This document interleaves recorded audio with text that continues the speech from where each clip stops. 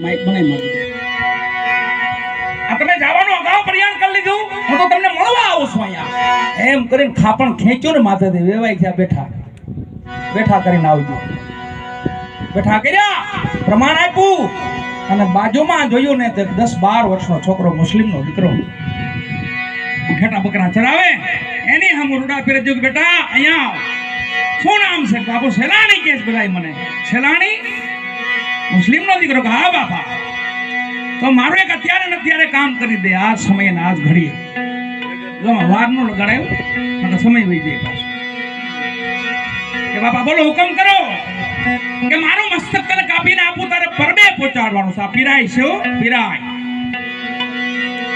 અહીંયા જે ગુલાબ સાપીર, સુલતાન સાપીર જેની મજારો છે ને, આ રામદેવ પીર બાપાના પીરાણાના ભેળા છે. ગુલાબ સાપીર અને કતીબ શાહ, કતીબ શાહ પીર ઈ ગુલાબ શાહ. પીરાણું પંચાળમાં આવ્યું ને, એમાં કતીબ શાહ આપણા ધર્મમાં આવ્યા હતા અને આખું પીરાણું આપણી બાજુ આવ્યું તો ગુલાબ શાહ તરીકે કતીબ શાહ પણ ભેળા આવ્યા હતા. આ પીરાણું બધું ઘોડા પીરે કીધું કે બેટા મારું કામ કરી દે.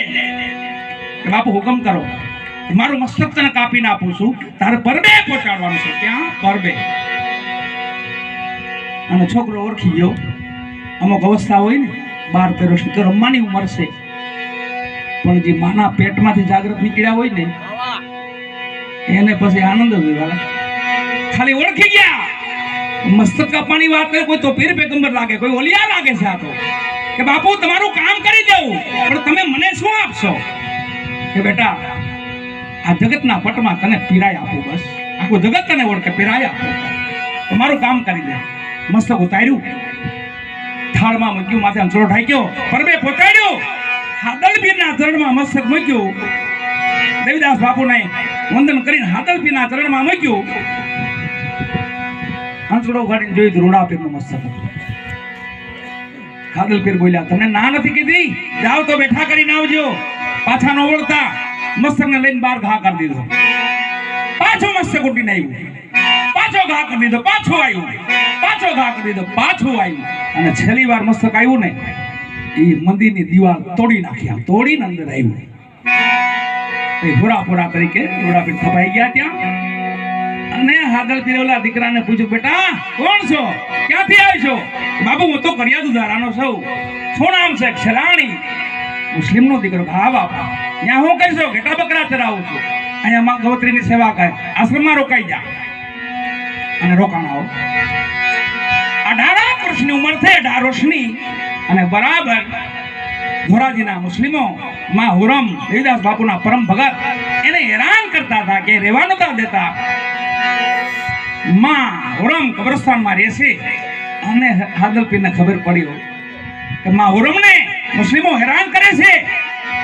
શેરાણીને કીધું, શેરાણી અત્યારે જાઓ, માં હુરમને લઈ આવો, પરબે લઈ આવો, ધોરાજી નથી રહેવું.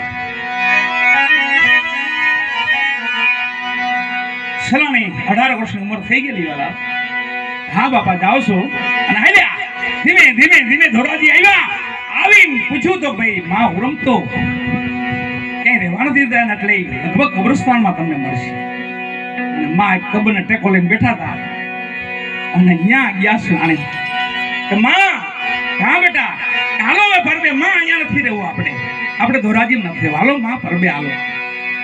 અરે શેરાણી અહીંયા દેવીદા ભેગો છે, ન્યાય ભેગો છે, પરબે આવતું ભલે ને અહીંયા રહું ભલે, થોડુંક જીવન છે.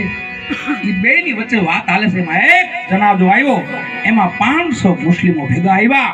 પીરાય ની વાત છે વાલા. અને પીરાય એ તો આખા જગતમાં પ્રગટ છે, આખા જગતમાં. કોઈની એકની પીરાય નથી. એમ કહેતા કે અમારી પીરાય છે કે નહીં. પીરાણું ક્યાં પ્રગટ થાય કાંઈ નક્કી ન. ભક્તિ જેવું છે, ભક્તિ ક્યાં પ્રગટ થાય કાંઈ નક્કી નહીં. 18 વર્ષમાં ગમે ત્યાં ખૂણે ભક્તિ હોય. કીધું કે માં આ લોકો થોડાક આવ્યા છે ને, હું થોડું બે વાત કરી લો એની ભેગો, પછી આપણે માં દીકરો પરબે વહી જાય. હા બેટા જી આવી જા.